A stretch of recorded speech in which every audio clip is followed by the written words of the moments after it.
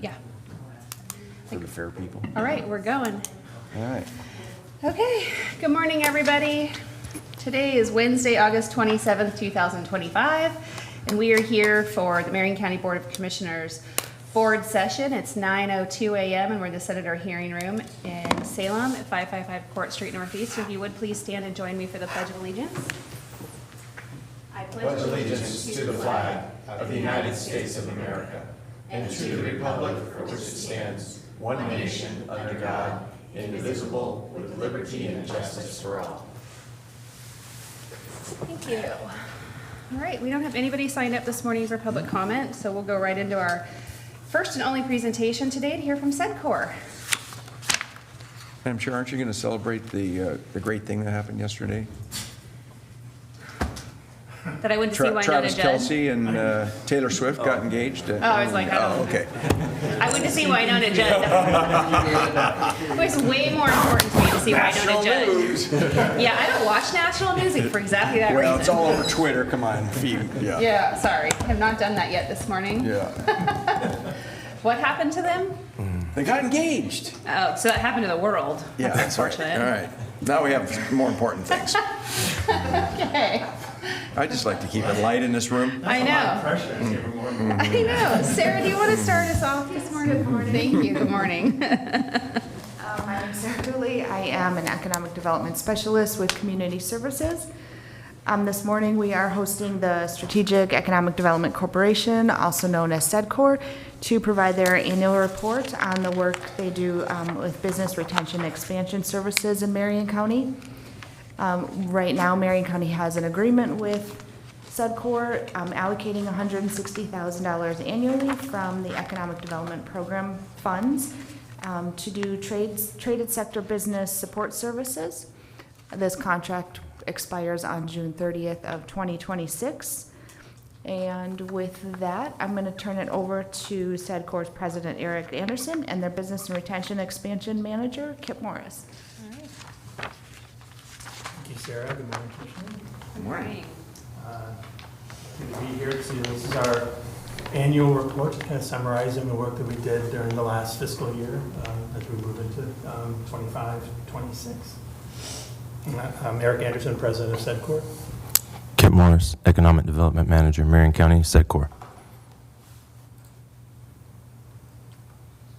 I know you've heard this several times before, but just as a reminder for folks that might be watching, what we do is we leverage public and private partnerships to successfully grow, retain, and attract high-value jobs and investment in the region that we serve, which is Marion, Polk, and Yamhill counties.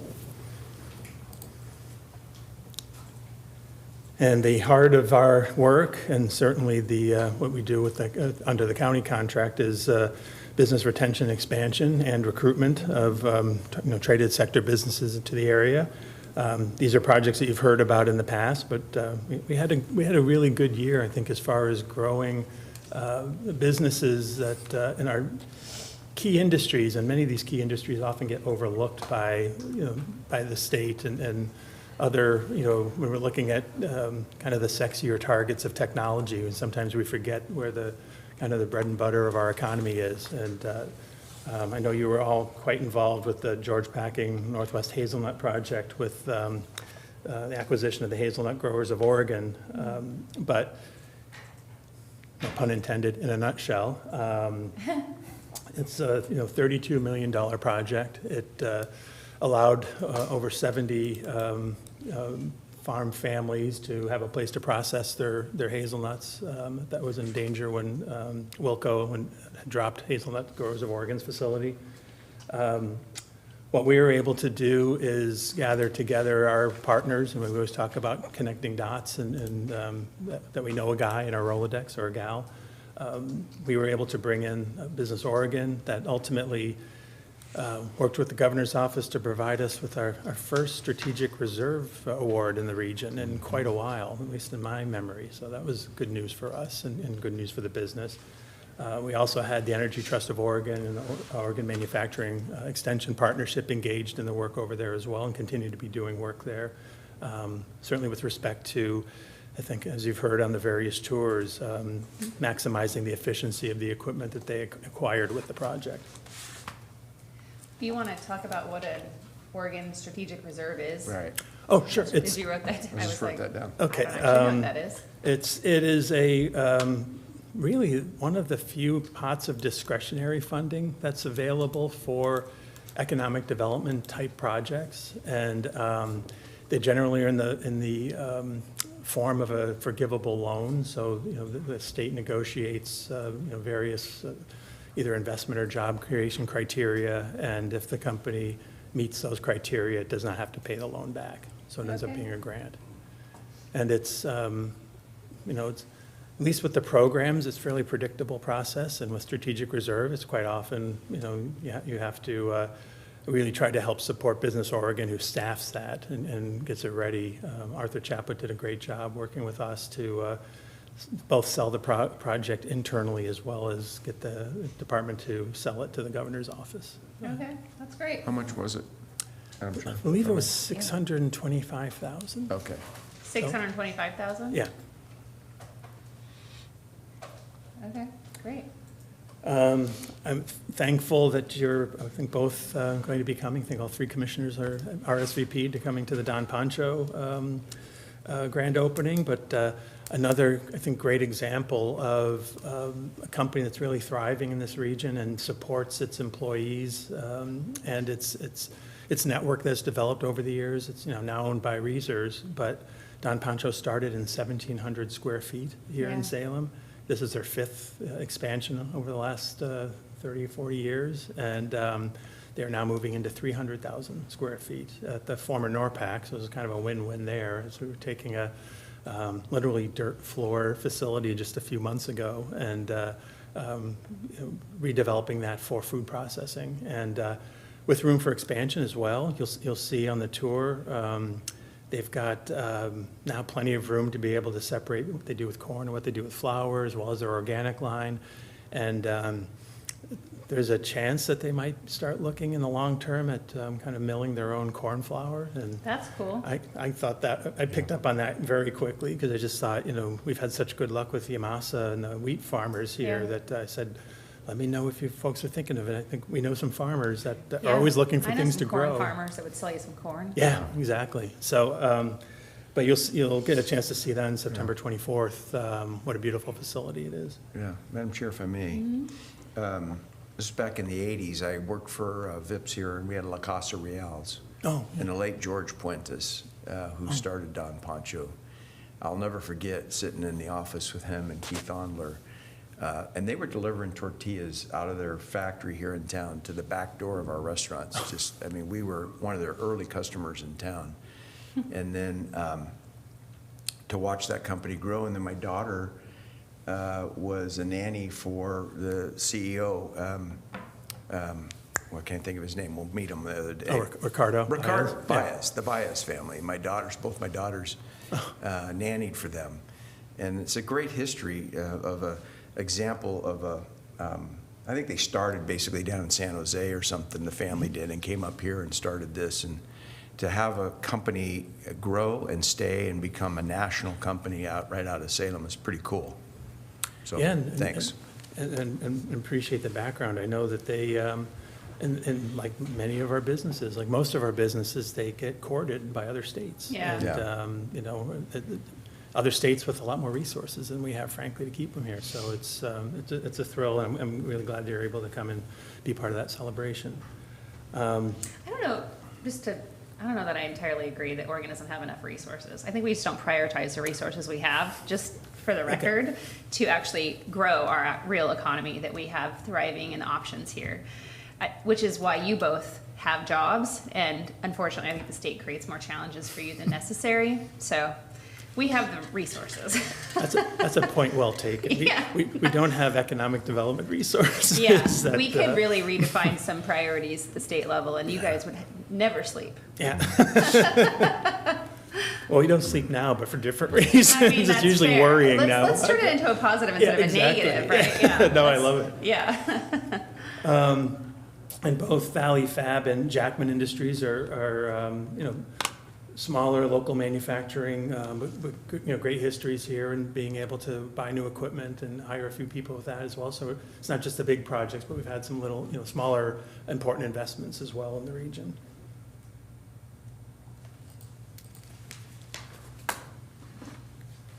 I think, Kip, you want to cover a couple of these for us? Yeah, I'd love to. Coast Fibers, I'm really excited to talk about them. They're looking at reconstituting first stage processing for flax fiber in Marion County.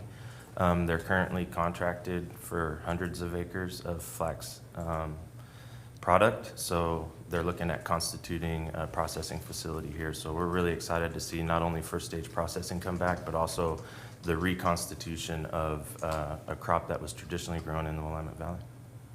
Great. And then, let's see, Whiskey Hill Smokehouse, they have expanded their production capability not only for their own brand of goods, but also they are becoming a co-packer for other brands as well. So we'd How come we didn't get a tour of that one? that would be the really good one. Yeah, Whiskey Hill Smokehouse, I would love to get you all in there to take a tour of their new facility for sure. Where is it? In Hubbard. Is it in Hubbard? Yeah. Okay. Hubbard's a happening place. Yeah. Hubbard is Yeah. a happening place, yeah. And then recently we have Project Barber Pole that has been a project that's just came up with both Marion County and with SEDCOR. So I would love to talk more about that when the time comes up, but we are in a non-disclosure agreement with that company and that project. GK Machine, I know you're both intimately familiar with that program, but we started the year with the second part of their expansion project, which was the machinery and equipment portion of their expansion to their new facility just outside of Donald. So that was the one that was eligible for the rural industrial. Is the new incentive. building built? Yeah, yep. Wow. Yeah, they're fast. Yeah, they are. They know how to make things. I feel like I was just sitting up there looking at out the back door at where it was going to be, kind of a thing. And one other business I'd love to get you in, if you haven't been already, is Canopy. We'll talk a little bit about them, but they're the ones making the fully automated greenhouse that. We talked about it on the tour that I went on GK. Yeah, it's one of our ag tech businesses, but GK's been great as far as providing them not just a space, but also a lot of technological help and facilities help, and actually really helping them set up their facility there to make these good. greenhouses. Do we, Madam Chair, if I Yeah. may, do we know how much in rural industrial property tax exemption we did in the last fiscal year? I know we did it for GK Machines, we did it for Fab. Do we know what the total is? You probably have it If we coming. can wait till the next screen. Okay, great. I've got the numbers on Jumping that ahead. one. We're really good at that. No, that's great. It's a good segue. And just quickly, I know we've talked about this in the past in broader terms, but we talked about data center interest in the area, and Project Gridline is one of the data centers. It's actually it's optioned pretty much the last available greenfield space at Mill Creek, so about 80 acres total. Looking at a data center project there. We had a lot of attention on data centers from data centers on this region because of the PGE project that they announced in the longer term. But these folks are hoping to start site work next spring. We just had a pre-app meeting. I don't have the details yet on their total project cost or power consumption, but both of those impact, obviously both property tax coming into the area as well as franchise fees that would be coming in. So that for a project of that size, that could be significant revenue coming in.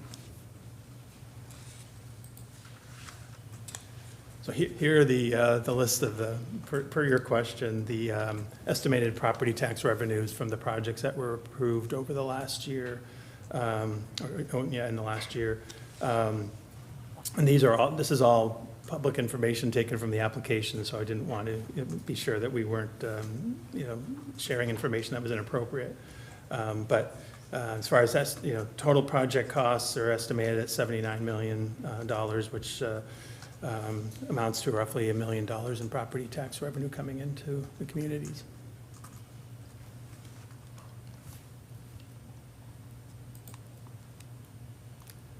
One of the other areas that we work on at SEDCOR is innovation and entrepreneurship. As you know, the entrepreneurship piece is something that just a few years ago we just started to pick up at Sedcor, but saw as an opportunity to really engage not just the population centers, but some of the smaller communities and how to reach entrepreneurs there. The Launch Mid-Valley Regional Innovation Hub was able to take advantage of some state funding for the first year, and that developed, it allowed us to first contract with our venture catalyst, Mike White. I always joke that we've had to hold bake sales to kind of keep that position funded. So that was been a nice opportunity for us to actually have some stability there. He's able to do work such as startup weekends to help new businesses and entrepreneurs get their business plans and their pitches for their business taken care of, their pitch decks. Pitch Willamette, which brings together local investors with these businesses, and after they're sort of groomed with their presentations, they're able to pitch to an audience of folks that then actually can write checks to invest in those companies. The total number of events that we did around the region for the Innovation Hub this past year was 37 events with nearly 800 participants in them. We pulled together these coffee clubs for entrepreneurs in various areas. We have 3 ongoing ones in Marion County, one in Woodburn, one in Silverton, and there's a couple here actually in Salem that where we bring resources together with the entrepreneurs, and we're really trying to get these to be entrepreneur-led, and the resources come in to support them, but it provides opportunities for kind of co-mentorship and support from business to business, as well as a mechanism to provide them information on available resources that they might be able to benefit from. You want to talk a little bit about North Marion County? Yeah, I'd love to. So North Marion County Business Service Alliance just completed a Business Boost Return on Investment program. It was funding that they received from the state. They contacted 43 businesses in the region, and we're able to connect them with a number of different services. Some of the top concerns were branding, marketing, and accounting and financing. So helping them to bridge those gaps and shore up their needs from the business end to be successful, a really successful program. And I guess the segue with that too is the North Marion Business Service Alliance ROI program also helps to connect people with the Launch Mid-Valley program. So for example, if I'm working with a business that has a traditional business to customer model, think of a restaurant, but they have really good sauces. And now they're recognizing that their business to customer sale of just sauces is going up, and now they're looking at entering a business to business model and bringing those sauces to market. So the Launch Mid-Valley program then is a really good connection point to help them explore that idea and scale up their business. I will. Yeah. So does that connect up with the OSU Food Innovation Center up in Portland? Yeah, actually that project specifically does, because in this case they need help with their labeling, their nutrition facts, et cetera. Yeah. And so that is a connection point for them to help constitute those things. We had an industry tour yesterday. We went to Durant Olive Mill in over in Yamhill County or Yeah. Dayton. So everybody should go there. Yeah, it's really fascinating to see. They're not in production right now, but just hearing how they came about, and I hadn't been there for a long time, and now I think he said this year might be the year that their olive oil sales outpace their winery sales, their wine sales. The first time I went was for wine. Yeah. And I left with more olives than I did wine. Yeah, I'm pretty much set. Probably a good decision. I mean, I'm set for olive oil for a while, I think, after Yeah. yesterday.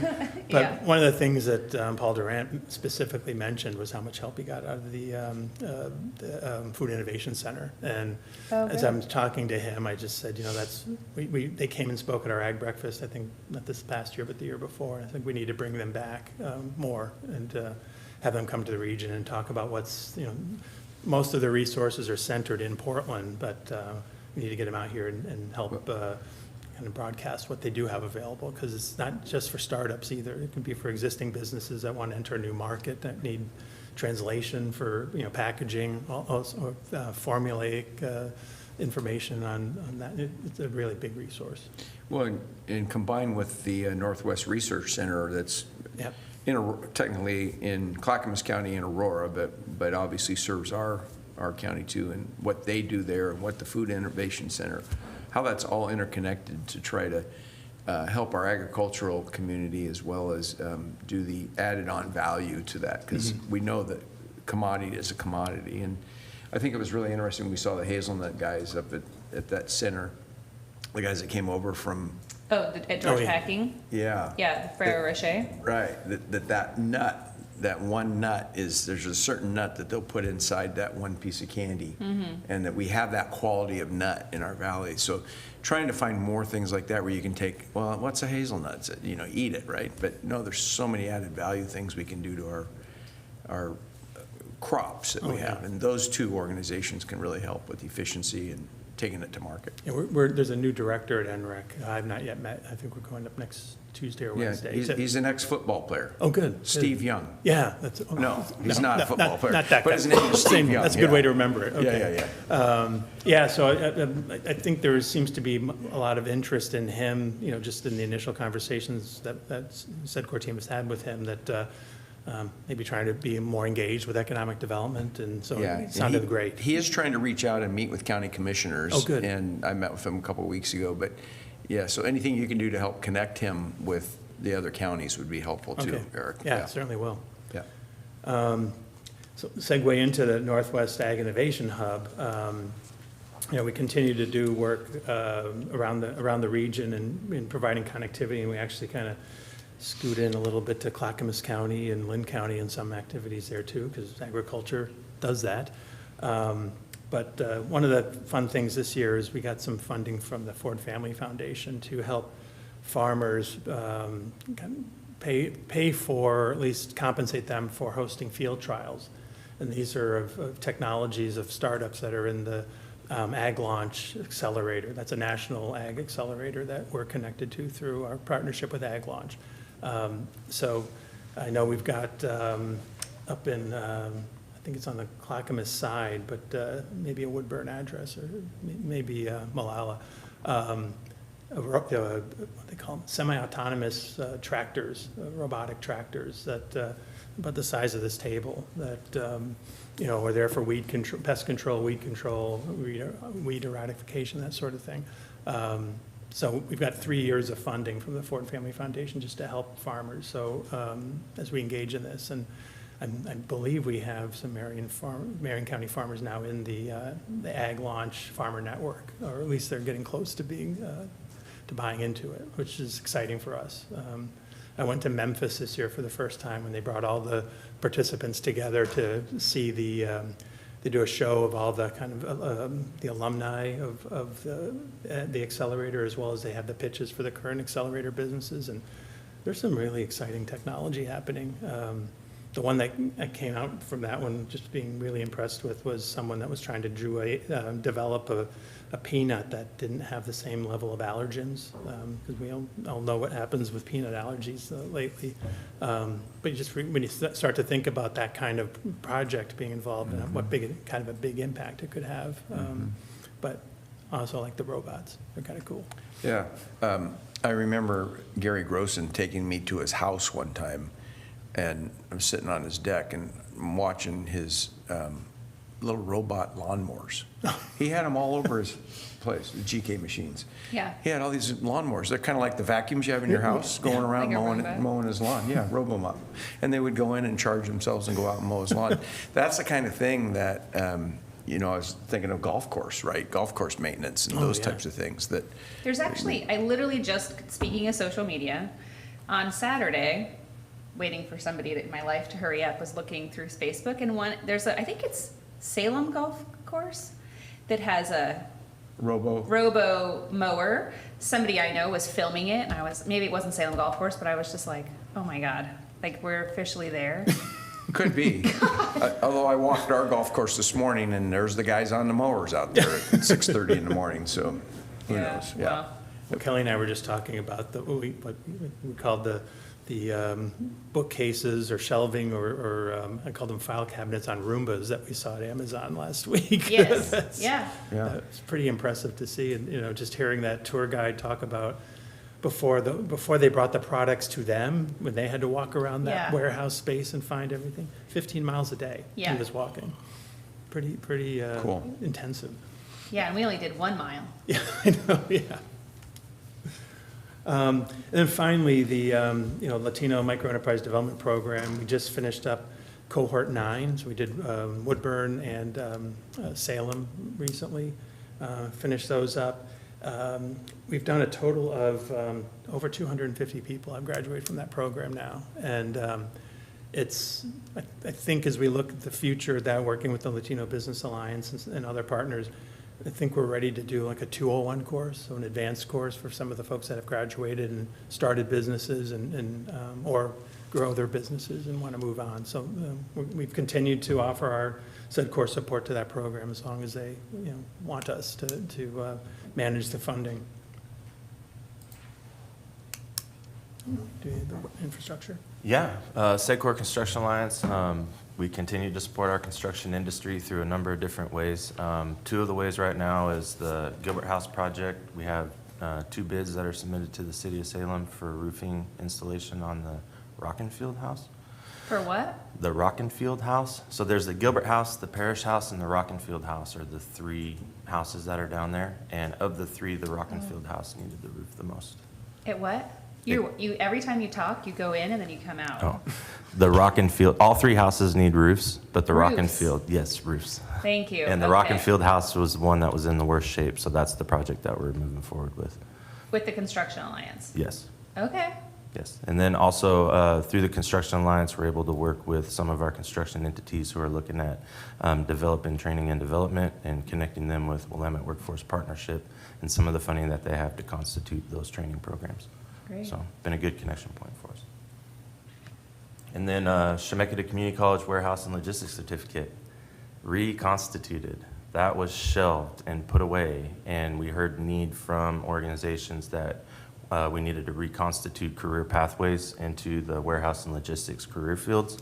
And so through work with Mid-Willamette Valley Community Action and with Chemeketa, we were able to help them reconstitute that training certificate, and they're now applying it in conjunction with Mid-Willamette Valley Community Action To do what? to help skill up people who are justice impacted so that they can be eligible. Oh, it's a reentry impact. Yeah, Okay. reentry, yep. All right. There you Like, go. I don't understand why Community Action Agency is involved. Now I do. Yeah. Yeah, and that's one that we started working with the college. Pre-COVID, they had developed a certificate program for warehouse and distribution workers. And when we first started to get wind of a 3rd Amazon facility coming, and a big one coming Yeah. in, we heard a lot of panic from our existing warehouse and distribution companies. And so we did work with them at the time to say, okay, how do we bring this back? And also, how do we engage the industry to provide updates? Is what you developed in 2018 or 19 still relevant to 2024, 2025? And I think last year we had the 2 roundtables working with the city of Woodburn. So we had one in Salem and one in Woodburn of warehouse and distribution companies to kind of ground truth the certificate and with the curriculum that was involved. And that was one of the questions when we had the opportunity to ask the folks at Amazon. I was kind of curious how they engage with CTE and other things, and kind of got the message that they have their own training. But I think the other businesses in the area that may not have the access to those kinds of resources can really use this. Yeah. Well, it comes to mind, and I appreciate Community Action Agency's reentry program, but the county has a very robust and the primary reentry program for the county. And we contract with a company called Pathfinders. It might be worth you connecting with them to make sure that probably the Commander Hartford, and then I can't remember her name, the lovely gal that oversees Pathfinders. They operate out of our transition center. And obviously they just, to be obvious, they have access to everybody in the jail. And coming out. And coming out of, Yeah, the, so coming when out they of transfer prison, out of yeah. DOC, they come through parole and probation, and Commander Hartford oversees that. So just one more touch point, I think, of a resource that it's likely they don't know about. They work great with Chemeketa, so maybe they do, but I think what I imagine this is to be is like forklift skills and whatever you need to, whatever tools and equipment you need to have under your belt to be successful in a warehouse environment. Yeah, exactly. Yeah. Safety. Yeah, Yeah. right. Yeah, we'll be sure to connect with Chemeketa, because I think they could, if they're not already in the loop on that, they could easily replicate this with another organization. Yeah, we have an open house coming for the reentry program. You talking about the breakfast? No, Oh. no, over Pathfinders, basically Oh. redid a whole bunch of stuff to the transition center facility. I'll find it and send it Yeah, please. to Chip, and you guys can see if you can come.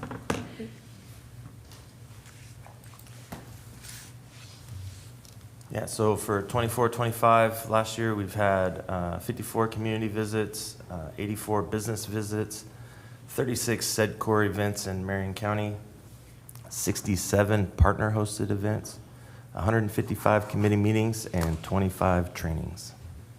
Wow.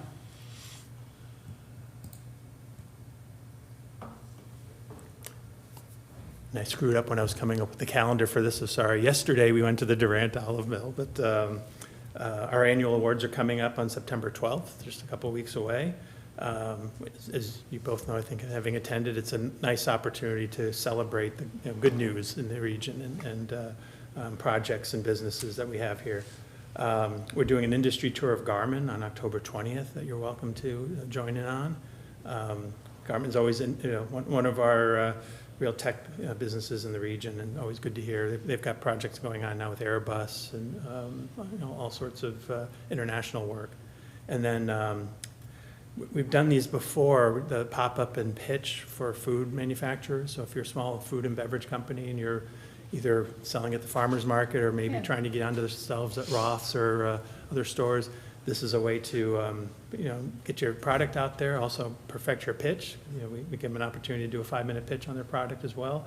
And we're doing this, trying to bring more foot traffic to it. So we're doing it right before the holidays at the Grand Hotel lobby in downtown Salem. That's great. Someone Yeah. add that to my calendar. Isn't it usually like over at Chemeketa or something, and I can never get there because Yeah. it seems so far away in the middle of my day? Well, and if I'm any indication, I after these, because we go and want to support the entrepreneurs and do Yeah. all the tastings, and I end up with, salsas and condiments Yeah. and chutneys. I've got lots of chutney.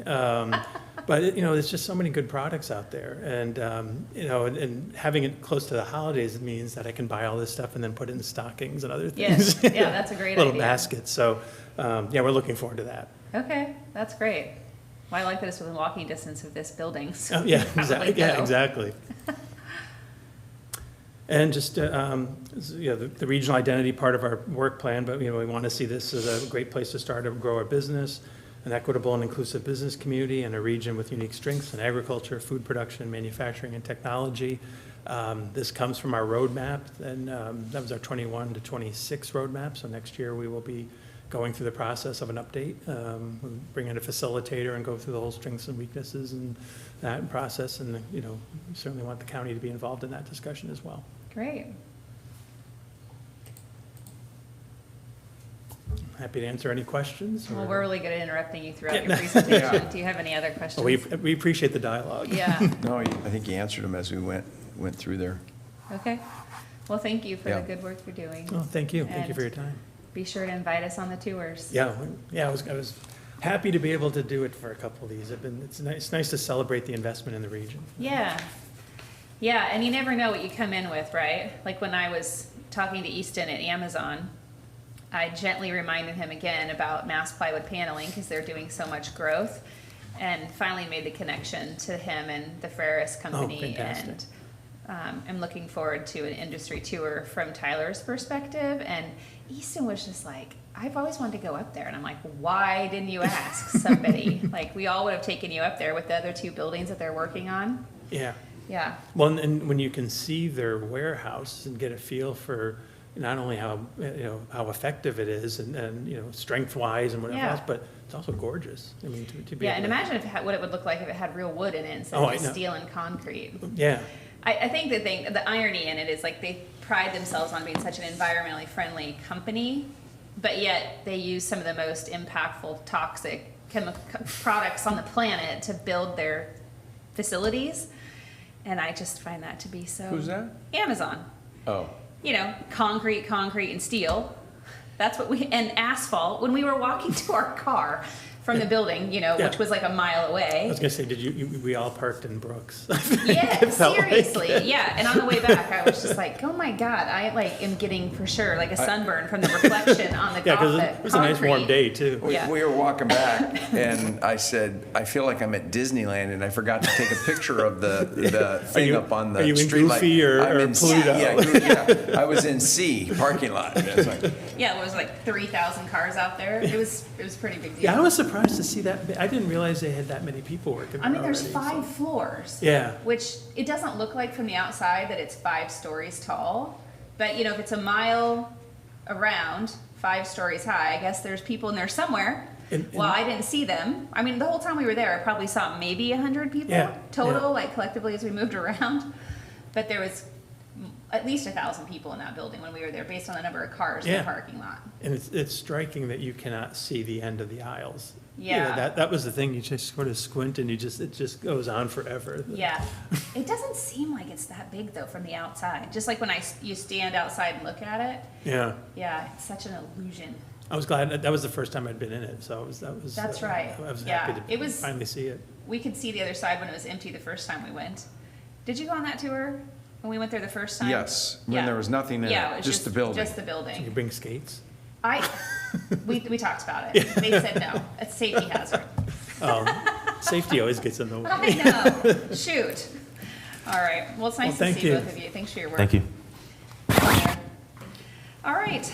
Commissioner Cameron, would you read the consent agenda, please? Sure, I'd be happy to, Madam Chair. I'll move the consent calendar. First item under the Board of Commissioners, OLCC application recommended approval of McClay Country Inn, Salem, Oregon. I went out there a couple months ago.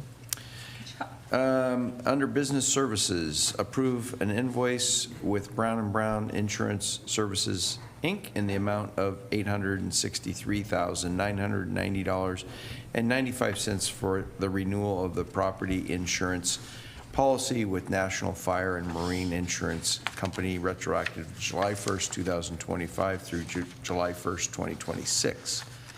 Under Health and Human Services, approve a purchase order of Carasoft with Carasoft to provide secure web-based order and payment acceptance services for vital records, including birth certificates and death certificates through September 30th, 2026. Under Information Technology, approve a purchase order with CDW Government LLC in the amount of $385,175 for the replacement of a storage infrastructure that is at the end of life and is no longer supported through August 26, 2028. Where's Commissioner Willis? All right. Approve the purchase order with CVE Technologies Group, Inc. in the amount of $117,486.20 for network support renewal through August 29th, 2026.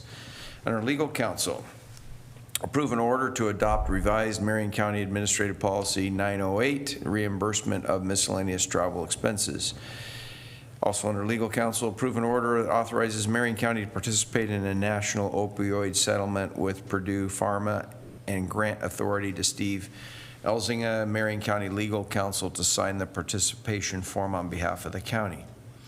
Under Public Works, approve a purchase and sale agreement with Lineage Master RE LLC in the amount of $274,500 for the creation and conveyance of 0.6 acres of real property located in Marion County, Oregon, referred to as tax lot 062W1700, 00500, and tax lot 062W17CA02900, and set forth in Attachment A and Attachment B for the Brooks Hot Mirror Drinking Water Improvement Project.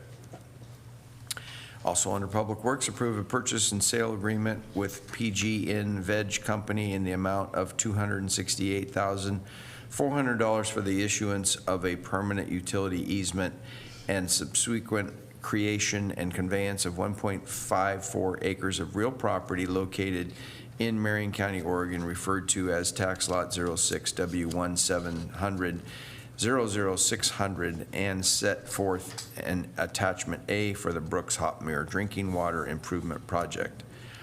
And finally, under Public Works, approve amendment number 9 to the contract for services with Radio Technology Services, RTS, to add American Rescue Plan Act funding in the amount of $170,000 for a new not-to-exceed contract of $960,000 for construction and site improvements and installation of radio and microwave systems for the Marion County Radio System Project through December 31st, 2026. I second the motion. Is there any discussion? Hearing none, all those in favor, please say aye. Aye. Aye, the motion passes. Thank you for reading that. All right, now we'll move on to our 2 items under Public Works for action. Brian Nicholas. Good morning. Brian Nicholas, Marion County Public Works Director. Soon after the 2020 wildfires, Marion County received a number of grants with the goal of supporting wildfire recovery efforts in the canyon. One of those grants was to fund a commercial septic grant program. This is for commercial properties and some governmental properties impacted by the wildfires within the city of Detroit. And the city of Detroit has submitted an application for the construction of a commercial septic system to serve the community center, the Detroit's community center. The building right now has sort of a residential grade septic system that serves the restrooms. But really, the goal of this program is to help defray the cost of those larger commercial septic systems that are really needed to help the commercial sector in Detroit recover. And those costs can be pretty substantial. So with this grant, the city of Detroit, they've already, designed they've retained a commercial septic design consultant. They've obtained their commercial septic permit. And now they've submitted their grant application for funding to help with the cost of the installation of that system. And this system, once it's installed, it'll really help the city of Detroit really, fully realize the economic potential of the community center. Right now there's a gym and some restrooms, and it can serve a function. This will allow that facility really to serve as a convention center, kind of a setup, because this will be able to support a commercial kitchen, which they've also are in the process of designing that commercial system. So the project is eligible for funding under the grant, and we're recommending approval of the grant so they can begin construction of their system. Great. Yeah, Madam Chair, I'm just going to declare a potential conflict of interest that I am a board member of the Detroit Lake Foundation, and I think they have the grant, or they have the ones that have gotten the grant for the commercial kitchen to help install that up there, mainly as an emergency type facility in case of fires and those types of things. But as Brian said, they potentially could use it for other events. But just making sure, as a foundation board member, that there's some involvement in this project. Thank you.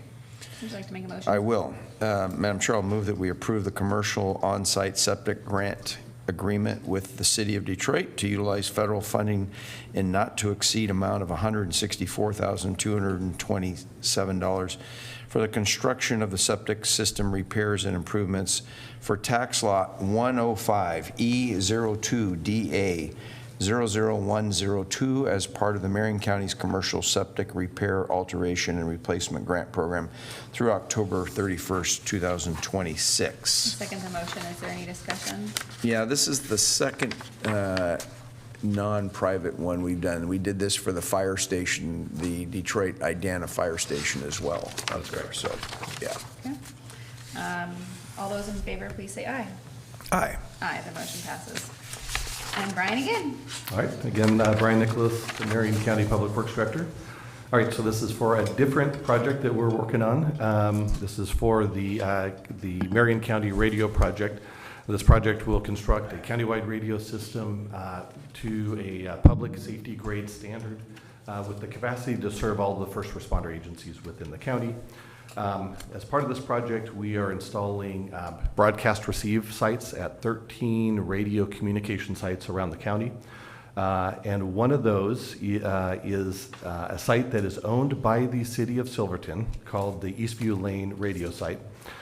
So we've the contract that you have before you is a site improvement and use agreement that would be between Marion County and the city of Silverton.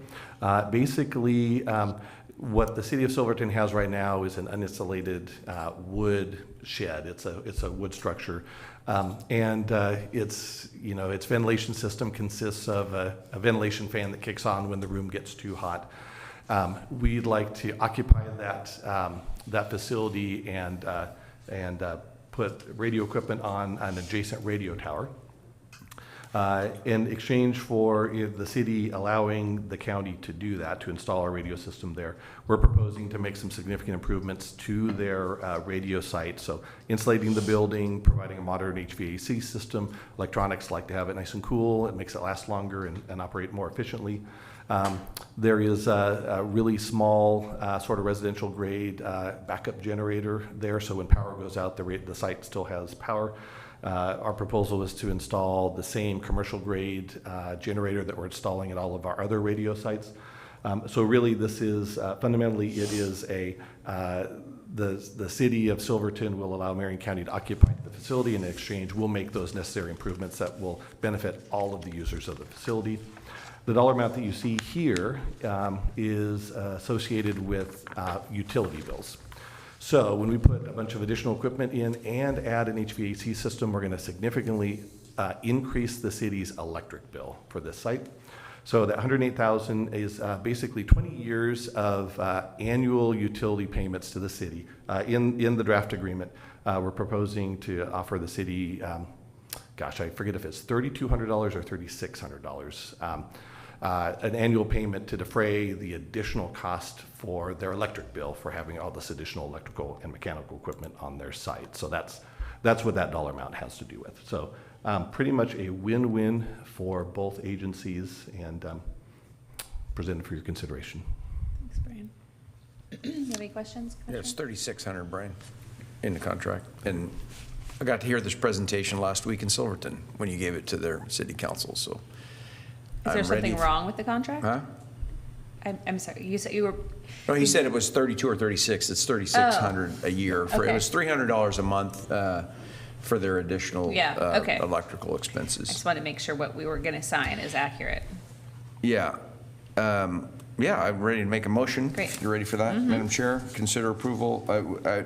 I move that we approve an intergovernmental agreement with the city of Silverton in the amount of $108,000 for the county to provide construction and site improvements for long-term use of the portion of the city's Eastview Lane radio communications site for the new countywide public safety radio system that will be utilized by first responder agencies and others through June 30th, 2045.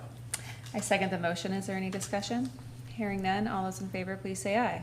Aye. Aye. Hope I'm here in The motion 2045. passes. I knew you were going to say something, sir. I just moved right through that. Whoa. Thank you. Thanks, Brian. My dad's 92. Okay, I'm going to pause the Board of Commissioners meeting and open public hearings. And the first one is to consider changes to the Marion County solid waste disposal rates. Brian May.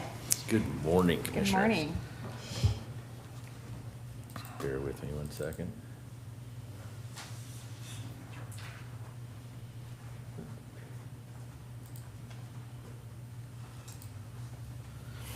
All right, for the record, Brian May, Public Works Environmental Services Division Manager. I'm here to provide consideration for some changes to some of our disposal rates at our sites. Just want to start out for clarity that these rates are for our disposal sites. These are not rates that impact curbside collection for our business or our residents. Is that on? Yeah, he just has a low voice, so he has to talk up. I need to suck it up a little bit. Yeah. It should move to you. Yes. All right. So. So what he said was, is this doesn't affect the curb. Correct. Yeah. Yes. So When you this won't be drive curb to, rates. yeah. Yeah, that is done through a separate process referred to as the cost of service analysis, or COSA. So today we're going to be focused directly on garbage and yard debris rates as we see at our disposal sites. Those two facilities are transfer station sites. One's located at North Marion, kind of north of Woodburn, and the other one is our Salem Kaiser facility out here on Highway 22. In addition, we do have our Browns Island compost operations that's impacted with some of these suggested adjustments. So on an annual basis, we kind of look at the health of our solid waste system and the funding mechanisms there. So we evaluate and look at anticipated growth or decline in material volumes. And this is to make sure that we have ample funding for managing our integrated solid waste system. So here in June, we had a work session with the board, and we talked about a number of factors that are impacting our system today. One of those, and one of the largest, was the closure of the Reworld Marion facility that closed December 31st of 2024. This is an impact of about $5 million annually to our solid waste funds. In addition, the increased cost for operations of the 2 transfer station facilities, that's an estimated impact of about $1.7 million. So in total, about $7 million annually impacted to our solid waste fund. Part of that is also driven by the fact that our last transfer station rate increase on garbage was of October 1st of 2016. So we have not raised rates for a long period of time, which is great, but at the same time, we're kind of lagging behind a little bit. So for today, for consideration, Exhibit A, we're going to look specifically at our transfer station sites. And in our last year, we helped 216,000 customers at our transfer stations. So Wow. a little over 600 customers per day have utilized our Marion County It's facilities. like more than 50% of Marion County residents, even though I know they come from other counties. And some of them like to come a lot, so there's that too. But yeah, Yeah. it's a service that's needed, very much needed, and we need to continue those operations Yeah. as best we can. So kind of walking you through Exhibit A, I'll start with the transfer station sites. What's being proposed is an increase to our minimum charge that's currently at $25 per visit, up to $30 per visit. And that accounts for the first 460 pounds, because all this material is coming over a scale. It's how it's weighed. It's just how it's calculated. That equates out to a change in the per ton rate from $107.45 to $130 per ton. We're also looking at those yard debris rates, a change in the minimum charge from $15 to up to $20, and that's for 500 pounds, for your first 500 pounds. This equates to an increase from $59.49 per ton to $80 per ton.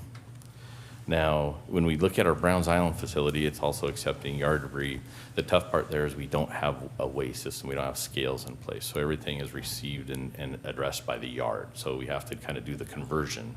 So in converting those rates, our current minimum charge is $15 for your first 2 yards and then $10 for each additional.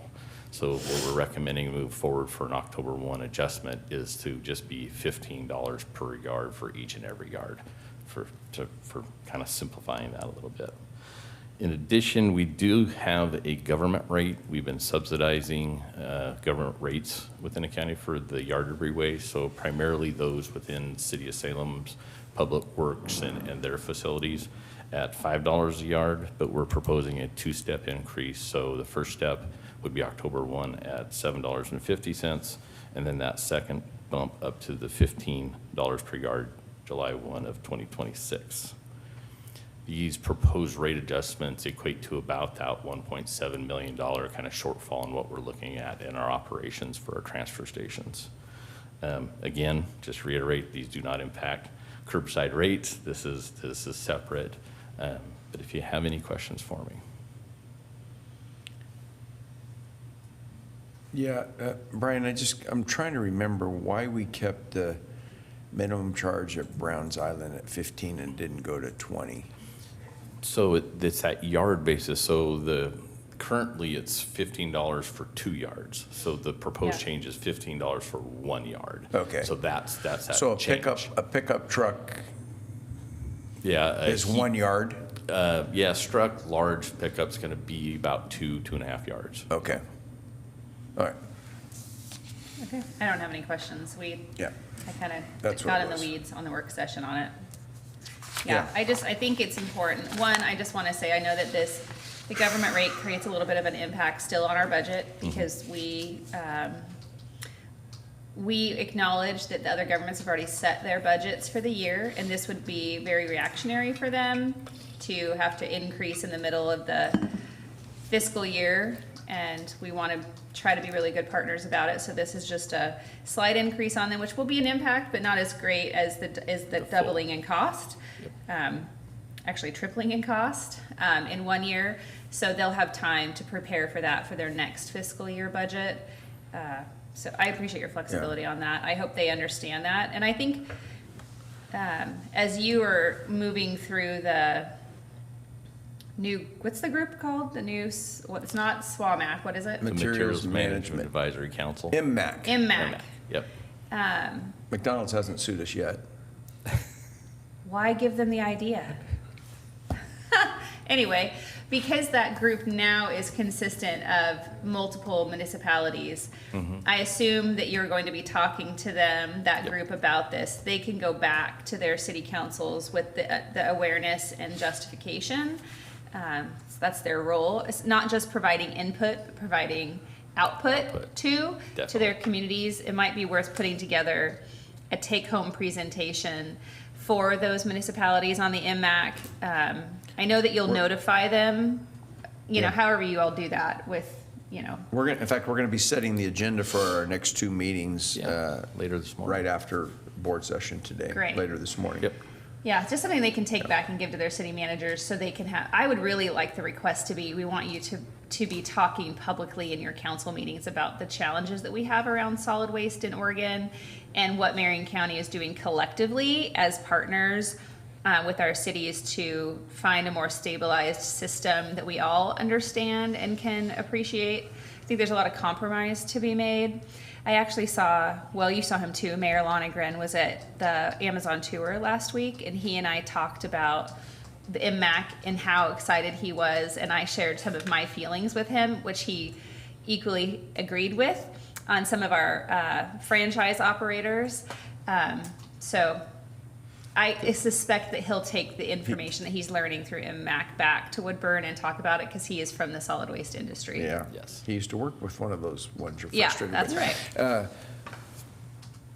The other thing I want to note about this, the yard waste is during the ice storm, I think, didn't we take it all for free?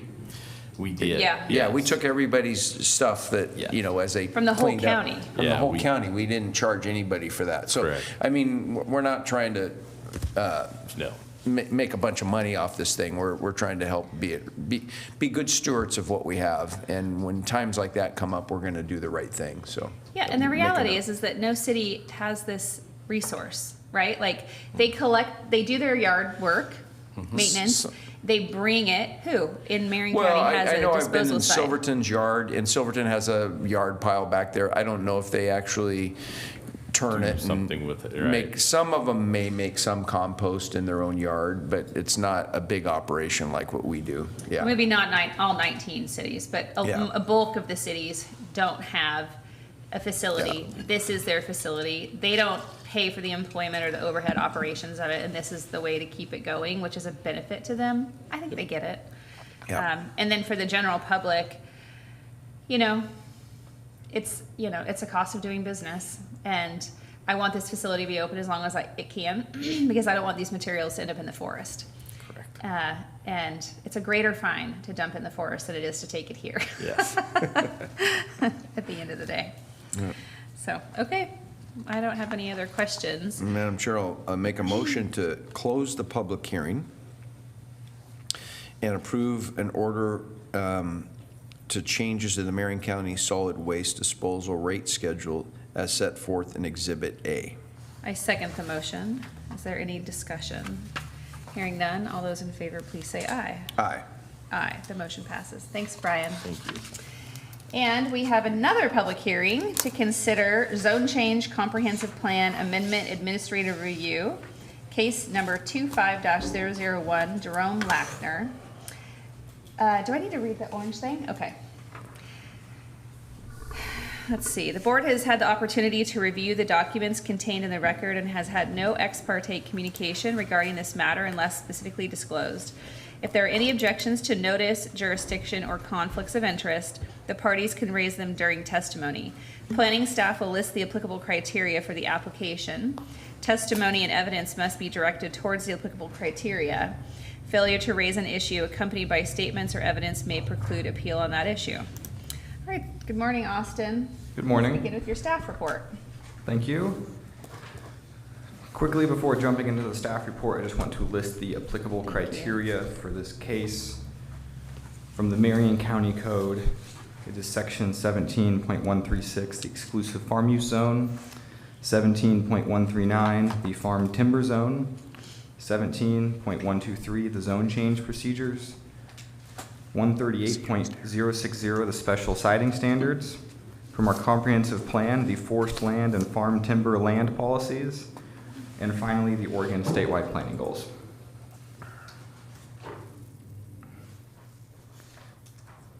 So this application is for a zone change, comprehensive plan change, and administrative review to place a template test dwelling on a parcel that totals 21.67 acres. The property is currently designated as primary agriculture in the Marion County Comprehensive Plan and is zoned EFU for exclusive farm use. The applicant is requesting to change the zone to farm timber and to change the comprehensive plan designation to farm timber as well. The property is located at the eastern end of Wagner Lane Southeast, which is a public road that is graveled. The property is vacant and planted with commercial timber. There are no streams, floodplains, wetlands, or geohazards mapped on the property. Surrounding properties to the west and south are zoned EFU and contain residential dwellings and have small amounts of farm use present on them. Properties to the north and east are zoned timber conservation and are in active timber use. We requested comments from governmental organizations and different Marion County departments. Those that provided comments were the Public Works, Land Development, Engineering, and Permits that commented about access and SDCs.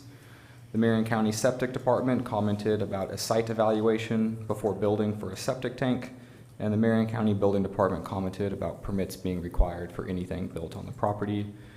Other than that, there were no comments received from the public or from governmental agencies. Staff recommends approval of this application, as did the hearings officer when we had a hearing with her regarding this.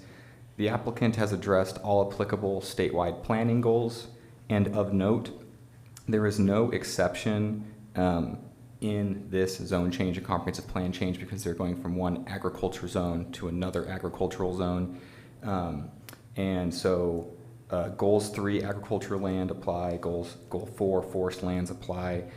This area is in a fringe between agricultural and forest land, which is partly why the farm timber designation was developed for properties sort of along the Silverton Hills and as we move into the Santiam Canyon, which is indicative of exactly where this property sits. This property is sort of on the line between EFU and timber zoned parcels. The applicant partially wishes to change the zone to farm timber because they don't farm the property, they have timber, they're going to continue to plant and harvest commercial timber. I have here a note about the soils. So these soils, they are high value soils. Mostly, I believe it was 74.4% high value soils. It's a Macaulay clay loam and has a capability of producing 172 cubic feet per acre of wood per year, which is sort of in the middle of our production values of wood. Those can go from around 114 cubic feet per acre per year to about 246 cubic feet per acre per year. So this is a productive timber parcel. Additionally, the applicant has satisfied and addressed all zone change procedures, all comprehensive plan designation procedures for the forest land. And I can go into those in more detail if the board wishes, but I want to focus a little bit more on the template test portion of this, which is the administrative review. So a template test dwelling is sort of a density analysis when you're in a timber zone of can a dwelling be put here. The simplified version of a template test is we want to put a dwelling in an area that's not overdeveloped because we don't want to put too many dwellings there, but be sensitive to the forest lands. And then additionally, we don't want to put a dwelling in an area that has no other dwellings, and it would sort of be an outlier and bring development or other intrusions into that area. So when we do a template test analysis, we look at a study area around the parcel, and this is determined by state law. But that study area, it looks at basically, like I said before, the density, and you have to fit into these sort of categories of Dwellings built before, let me get the year, I believe it's going to be 1993. So you're looking at parcels, what was built on them before January 1st, 1993, dwellings that existed then and continue to exist. Applicant has addressed and meets all the template test provisions that are laid out in code that would grant them a dwelling on this parcel. That's another reason for the zone change to farm timber. In the EFU zone, you could qualify for a dwelling if you raised $80,000 of farm income for 2 years, but what they're doing on the subject parcel is not farming, it is timber, and so you can't use the money harvested from timber to qualify for a dwelling. Since they're raising timber, we move it to a timber zone, and they can qualify for a dwelling through the template test dwelling procedures, which they've addressed. Staff finds no issues with these. Again, staff recommends approval of this application, and I'd be happy to answer any questions or go into more detail if you guys would like. Thanks, Austin. Do you have any questions? No, it's pretty straightforward. Yep. All right. Are you Norman Bickle? I am, yes. Great. So you have a applicant's presentation. Go right ahead. Very short applicant Great. presentation. Good morning, Commissioners. For the record, I'll actually need you to identify yourself with your name and your address, even though I asked who you were. Okay. Name's Norman Bickle, last name spelled Bickell. Mailing address is 2232 42nd Avenue, Southeast, Salem 97317. Thank you. On September 16th, 1992, the applicant purchased this parcel. It was in timber. He started a program to enhance the resource by adding more trees to the property. Unfortunately, when the Santiam Canyon fire came through, it destroyed much of the maturing timber. He has since replanted, and the parcel has been recognized as a timber parcel by the assessor's office, is verified as being under timber assessment. We've had an opportunity to review the staff report, the hearings officer's report. We concur with the findings. I really have not much more to add because they're very complete. Okay. If you have questions, happy to answer. Thank you. Commissioner Cameron, do you have any questions? No, I love the fact that you wanted to be short and to the point, because this is a pretty straightforward It is. case in my, I do have a question. When you said it was wiped out during the fire, where is this property located? I mean, I see the address here, right? It's located on Wagner Lane Southeast, right? Yeah, one of the landmarks there was the State Forestry Department on the Little North Fork, right at the intersection. This is right behind that, Okay. to the north. All right. Oh. I drove through that fire. Yeah, Madam Chair, if you're ready. Well, for the Oh, record, we don't yeah. have, no Sorry. worries. I am going to be ready in just one moment, but for the record, we don't have anybody else signed up for testimony in support or opposition, and I don't have any general comments. Are you good?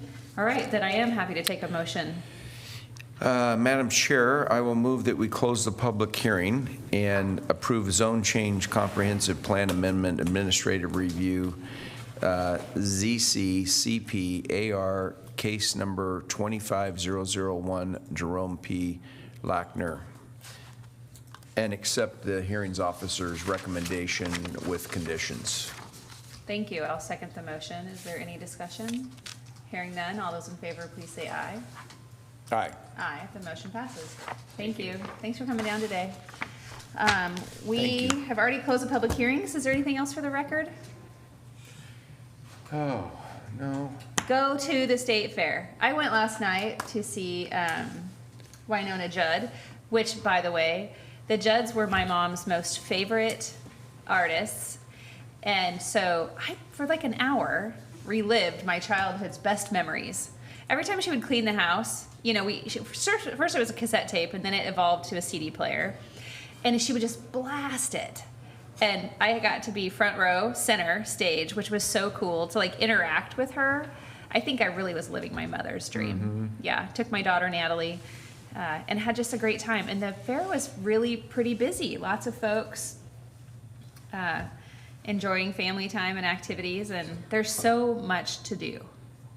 Yeah, and it cooled down a little bit, It right? did, It's still yeah. kind of humid last night. right? I mean, I don't know. It didn't Yeah. really feel like it. I mean, it was a Yeah. little warm, but Yeah, it was perfect weather. I went Saturday night, and there was a nice breeze, and then as soon as the sun went down, it felt like it got warmer because the breeze stopped. To see Nico Moon and Yeah. Russell Dickerson. Nico Moon put on a great show. But the Judds, and I think I told you this yesterday when you told me you were going, I think it was I moved to Colorado to Denver. I think it was like 1986. I went to the Cheyenne Frontier Days. Yeah. One of the other big rodeos besides the Pendleton Roundup. And we saw the Judds, Okay. mom and daughter, and That's it was so cool. And then they also did wagon races there. It was Oh, so, that where seems they flip dangerous. over. Oh my gosh, it was so much fun.